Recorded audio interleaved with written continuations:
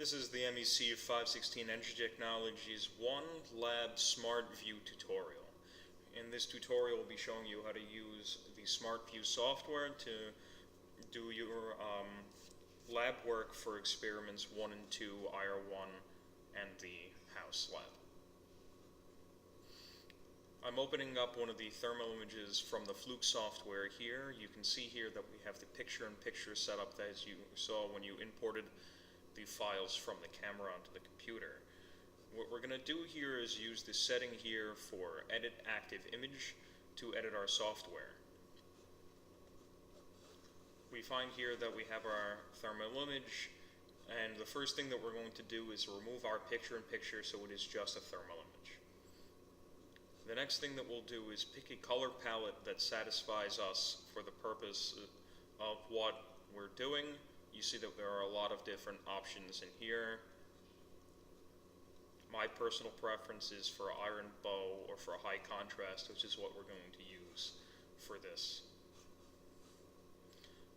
The software has a utility called display markers, and what the display markers do is give you information about the photo that you have taken. So you see that I've turned on our center point, hot cursor, and cold cursor. Our center point is going to be at the physical center of the image. Our hot cursor is going to be at the hottest point of the image, and our cold cursor is going to be at the coldest point of the image. We can turn on or off these cursors by selecting their individual boxes or by hitting the Delete All Markers button. The center box option gives you a center area of the photo, and it's going to give you the max, average, and minimum temperatures inside of that box. You can put on custom markers as well by selecting the different buttons from the top. So you can put temperature markers wherever you feel is convenient and where it gives you interesting information. So for example, I could look at the different temperatures that make up the gradient along this bottle here. If I find that I have put temperature markers in that I don't like, I can select and delete them. And I can also hit the Delete All Markers button to get rid of all the markers. I'm going to put our hot and cold cursor on as the two markers we're going to use. So for task 3 of the experiment, you're asked to find the emissivity of the bottles shown. You see here that I've put 3 different temperature cursors inside of the containers.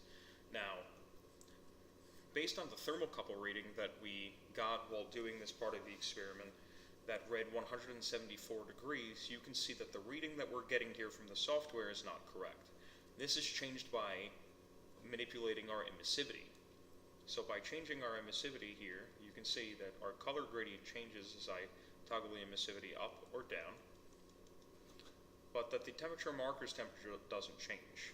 So my recommendation is to not place the markers until you have found the correct emissivity. How we're going to do that is by mousing over the area where our thermocouple thereabouts was, so about the center line of the bottle. And we see here that this is 160 degrees, and we're going to want to keep toggling this until we get it to say 174 in that area. See that we're getting pretty close. Granted, the colors are being washed out, but that's something we can correct for later. So here we've gone too far. You see the seat has 184, 178,